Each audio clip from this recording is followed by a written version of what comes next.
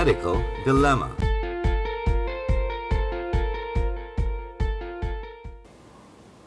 Welcome back to Medical Dilemma. Again, we'd like to say thank you to our major sponsors, St. Clair's Medical Center and LifeQuest Training and Consultancy Corporation. Now, going back to our discussion about dengue, I think we should give some time to how the disease is being transmitted.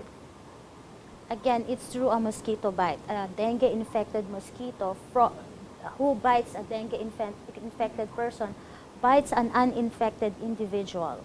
So it takes about 5 to 10 days for the virus to incubate. And after... Okay. Doctora, you have a picture of the mosquito? Yes, I have actually a picture of the mosquito here. Can we get a camera to focus on it? So you just...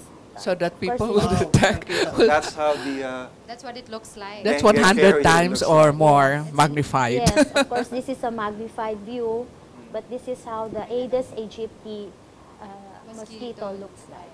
My gosh, it looks so, menacing. Very fine. Menacing. That's it, no? Pag magnified. Okay, so how do we, what are other ways that we could, fight this pest? Well, of course, the government how do we fight this mosquito? So how do we eradicate the mosquitoes in our surroundings? The government, they have a 4 o'clock habit. That's a program that was set up many, many years back.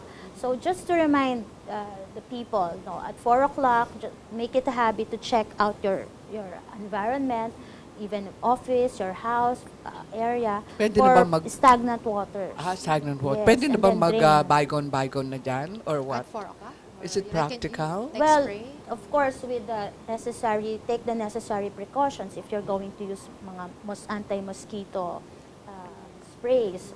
Of course, many individuals, parents, they try to use the anti-mosquito patch. Then we allow them naman to use it. But of course, still being vigilant with the breeding sites. I think that's an important thing to Doctora, they say note. also that when you're you used to stay a lot outside, no? Not to wear too many shorts, wear long pants. Is that correct? And maybe the dark colors attract. Is that correct? Is there a basis for that? That's correct. Different schools have already advocated the dengue attire. Instead of wearing the dengue attire. Instead of wearing the dengue, the usual uniforms, they will prescribe that they allow the students to come to school, jogging pants, long sleeves, of course. So the exposed areas are limited, especially the legs.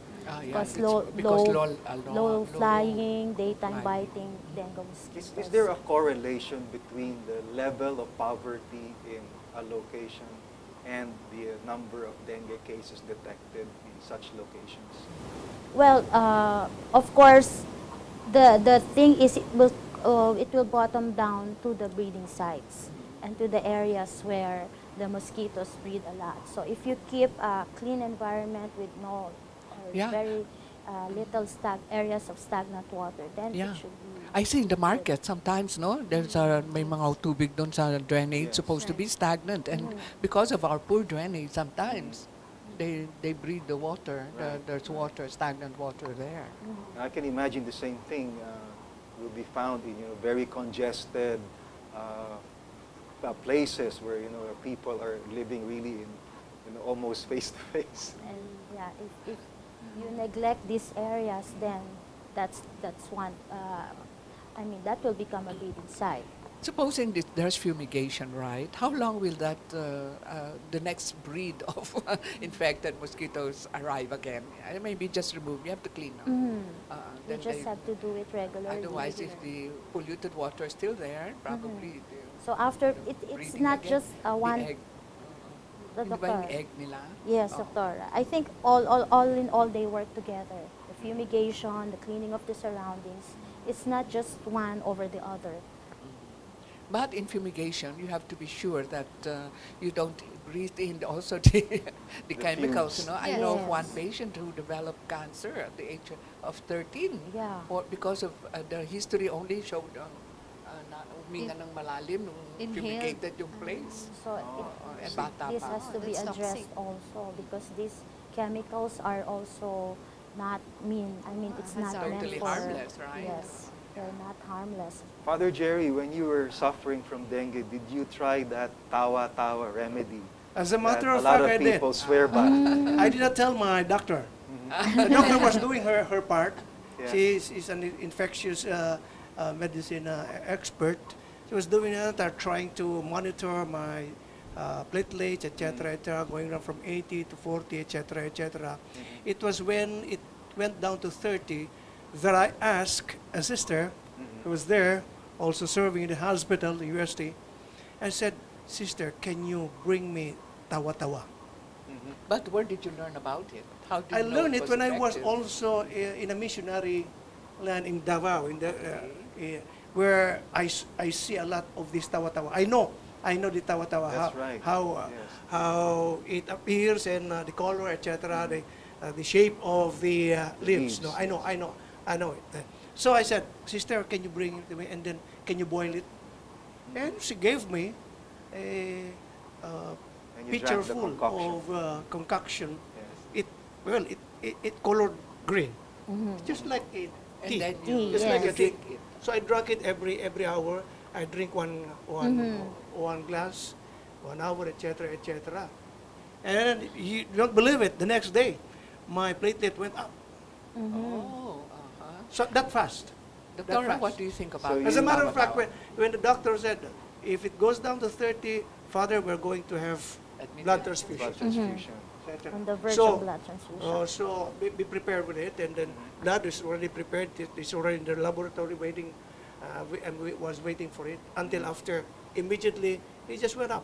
But you know, times have changed, no? Now the basis for blood transfusion is no longer the 30 or Yes. cut off. It can be lower and they don't give you anything. All right, Is but that they said correct? that if it's Correct. 30, we'll give you blood That, transfusion. noong time nila, many years ago. But Father, did you tell your 2008, doctor?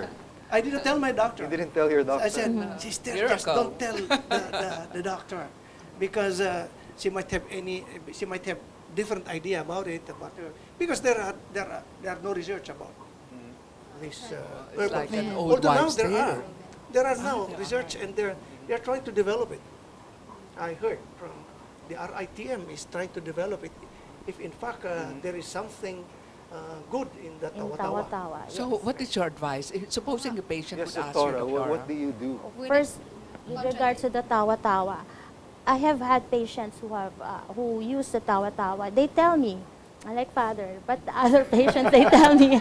Father. But they tell me, and I allow them, you can drink the tawa-tawa, and I will do, again, my management. And so in other works. words, it's kind of safe. In other words, there's nothing contradictory with the tawa-tawa with your management. yes, in my practice, yes. I I mean, don't with see the any usual contraindication. treatment, In fact, maybe it's another form of hydration. Remember, in dengue patients, they have the tendency to become dehydrated. Dehydrated. And Ah, Father yeah. said he kept on drinking. So it's another Right. form of hydration, maybe, up to a yeah. certain extent, of At course. certain extent. But probably it really helped also. Although there is no definite proof that in fact it helped. But the fact is that it just went, it shoot up. So I just Ordinary allow them. hydration will probably not do, no? Just to shoot up the platelets. So we give our management as a doctor, and then we allow our patients to take the tawa-tawa also. But it's important for the patient to tell you naman. Yes. Because, to be fair, di ba? Baka mamaya, Yes. akala mo very effective yung mama. Yung pala dun sa tawa-tawa lang.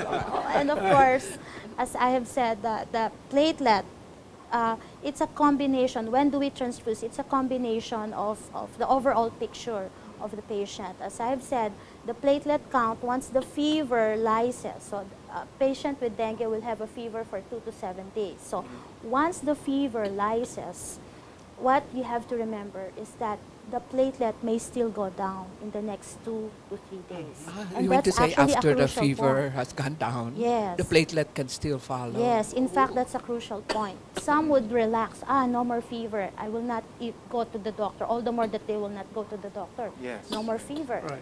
And that's actually the time that the platelet count goes down at its lowest. The point where the fever lyses. So that's a very important So time. what you're monitoring, Doctora, is the platelet because there is a danger of exsanguination or Yes. bleeding Yes, inside. of course. If you have Of course, platelet helps in coagulation, prevents bleeding. So if you have no more platelet, as low as 5, 10,000. But it depends again on the stage of the disease. Again, for the indication of the for transfusion, of course, your attending physician would know the best time if it's already indicated. It's not just the level, the numbers. It's a combination of all the things that we see in our patients. So, Is it possible to have more or less a normal range or at least mga 100 ang platelet pero biglang babagsak? Is that possible? We have had cases or like that for the severe type of dengue. In fact, there is what we see in the past years that happened 1998. Those are the bad years for dengue. Maybe because, of course, we're still learning more about dengue, the hydration, the things that happen in the body in a dengue patient. But we've had a very, very bad strains of dengue in And you can really die. The mortality rate is yes, but quite in the high. last 3 to 5 years, maybe we'd know more about dengue. Even in Thailand, the mortality has decreased. When you meron pa say rin. the worst cases, these involve hemorrhagic fever Yes, and they really, shock syndrome. Yes. What's the survival rate if you have this? Yeah, it will fall between 5% survival rate for those who have 5% had survival those rate. with severe Wow. Pag cases severe of na. dengue. Grabe, no? Very I good. see. So, Now, Doctora, earlier you mentioned that there could be a vaccine launched soon, and it might be available for children as young as 1 year old. Now, how would that vaccine, if in case it materializes, fit into the immunization program of a young child? Because my children went through these programs, and they're like, every month they get a vaccine. because of course, what is the use of the vaccine? We want to give the earliest possible protection Yes. for it to really to get its maximum protection from the But is vaccine. there So still room for another vaccine Then- for children? we will have that. We're asking the There are manufacturer. now more than 20 vaccines. I would say or more, and there But are before, in the new 1950s, required there were only vaccines. four. There were only 3 or 4. 3 or 4. Now it's 20, and still adding more. Yes, yes. Actually, Any there are. vaccines for children? There's a new one. Well, it's related also to mosquito bites, although not as rampant as dengue.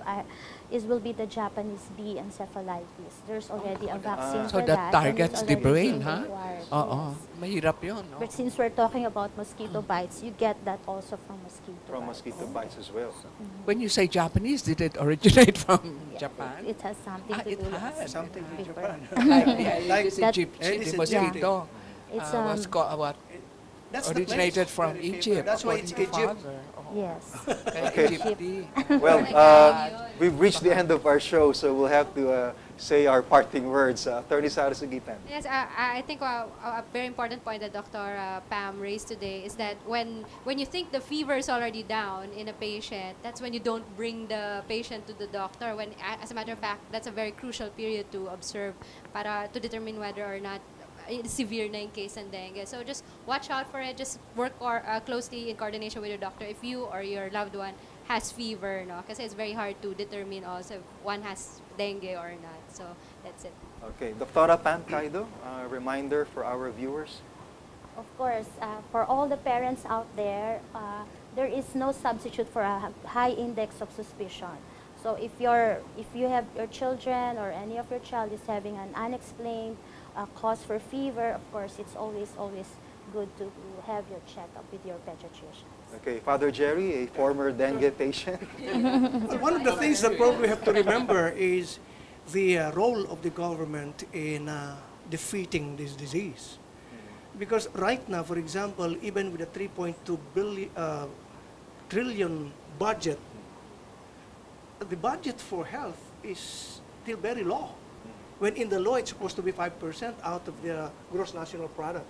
Okay. And which means that it has to be more than 125 billion. Now it's only 125 billion, not even 1% for that matter. Okay, It should be Doctora- 600 billion. Sorry. Okay, Of course, parents should be very vigilant, right? But if you have done everything and then still something happens to your child, no, and chooses to die at the wrong time, no, what can we do, di ba? Importante, we did the best we can and not to be too guilty about it. Okay, thank you so much, everyone. Although a vaccine against dengue may be launched soon in the Philippines, it might come with significant pitfalls, one of which is its unsuitability for very young children and the elderly who are the most likely to die from the virus. Thus, the search for a less costly and more sustainable method of controlling the dengue virus continues. Thank you for watching this episode of Medical Dilemma. Catch us again next Sunday at 6 p.m. here on GNN. You can also watch us every Monday from 11 a.m. to 12 noon on this same channel. Help patients and families in crisis. Be aware and show you care. Have a productive week ahead of you.